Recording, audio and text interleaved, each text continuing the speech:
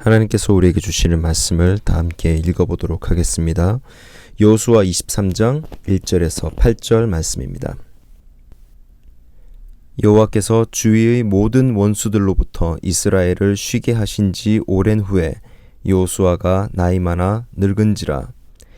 여호수아가 온 이스라엘 곧 그들의 장로들과 수령들과 재판장들과 관리들을 불러다가 그들에게 이르시되 나는 나이가 많아 늙었도다.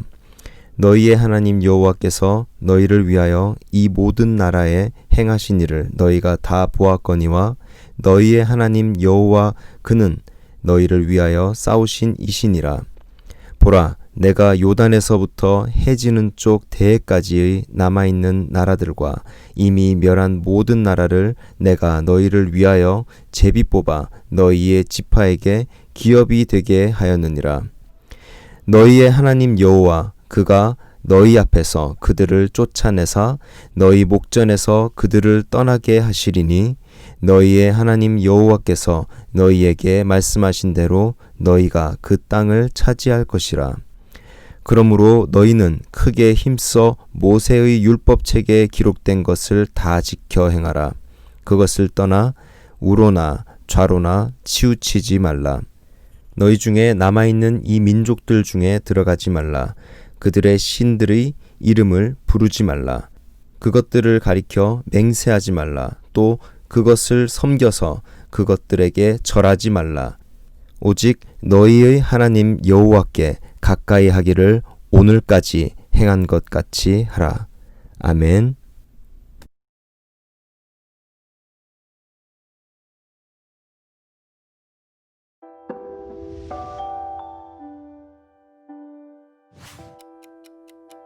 여리고 성과 아이 성을 정복한 후 많은 시간이 흘렀어요. 하나님은 이스라엘이 주변의 적들과 더 이상 싸우지 않아도 되게 하셨어요. 이제 여호수아는 나이가 들어 죽음을 앞두고 있었어요. 그는 이스라엘 백성을 모두 불러 모으고 중요한 메시지를 전했어요. 여러분은 하나님이 행하신 일들을 다 보았습니다. 하나님은 여러분을 위해 싸우셨습니다. 여러분, 모세의 율법책에 기록된 모든 것을 지키고 그대로 행하십시오. 만약 하나님께 순종하지 않으면 하나님이 더 이상 여러분을 위해 싸우지 않으실 것입니다. 그러면 여러분은 이 땅에서 죽게 될 것입니다. 여호수아는 하나님이 과거에 그들을 위해 행하셨던 모든 일을 떠올려 주었어요. 하나님이 아브라함을 부르시고 아들 이삭을 주신 일, 이삭에게 야곱과 에서 두 아들을 주신 일 등 모든 일을 기억하게 했죠. 그는 야곱의 아들들이 이주했고 모세와 아론을 보내신 이집트를 떠올리게 했어요. 또한 하나님이 이스라엘을 이집트에서 어떻게 구해내셨는지, 이집트의 군사들이 뒤쫓아오는 홍해를 어떻게 안전하게 건너게 하셨는지를 설명했어요. 여호수아는 하나님이 함께 하셨기 때문에 그들이 많은 전쟁에서 이길 수 있었던 것을 기억했어요. 하나님은 이스라엘 백성을 위해 많은 일을 행하셨어요. 여호수아는 사람들에게 선택하라고 했어요. 여호와 하나님을 경외하고 섬길 것인지 아니면 조상들이 경배하던 신을 섬길 것인지 선택하십시오. 저와 저희 집은 여호와를 섬길 것입니다. 이스라엘 백성은 다짐했어요.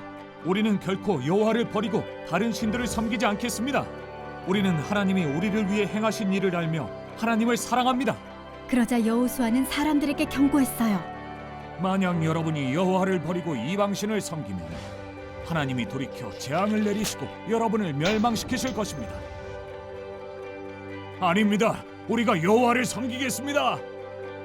그날 여호수아는 이스라엘 백성과 언약을 맺었어요. 큰 돌을 가져다가 여호와의 성소 곁에 있는 상수리 나무 아래에 세웠어요. 이 돌이 여러분이 여호와를 섬기겠다는 증거가 될 것입니다. 하나님은 약속의 땅으로 인도하겠다는 약속을 지키셨습니다. 여호수아는 이렇게 말하고는 이스라엘 백성을 집으로 돌려보냈어요. 여호수아는 하나님께 순종하라는 믿음의 유산을 남겼어요. 부활하신 예수님은 제자들과 우리에게 모든 민족을 제자로 삼고 아버지와 아들과 성령의 이름으로 세례를 베풀고 예수님이 명령하신 모든 것을 가르쳐 지키게 하라는 믿음의 사명을 남기셨어요.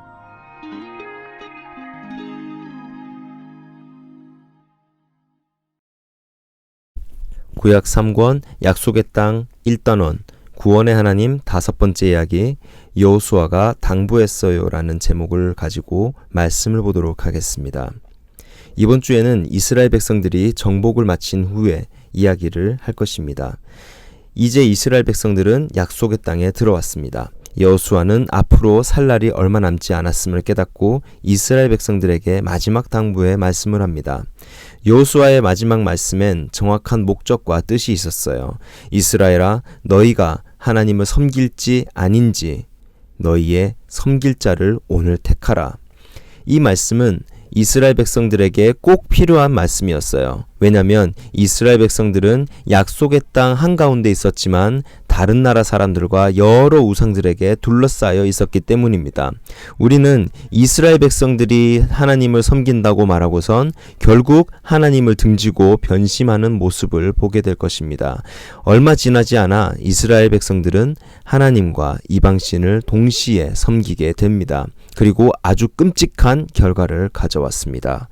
오늘날에도 이스라엘 백성, 여호수아 시대의 이스라엘 백성들처럼 우상을 섬길 수 있습니다.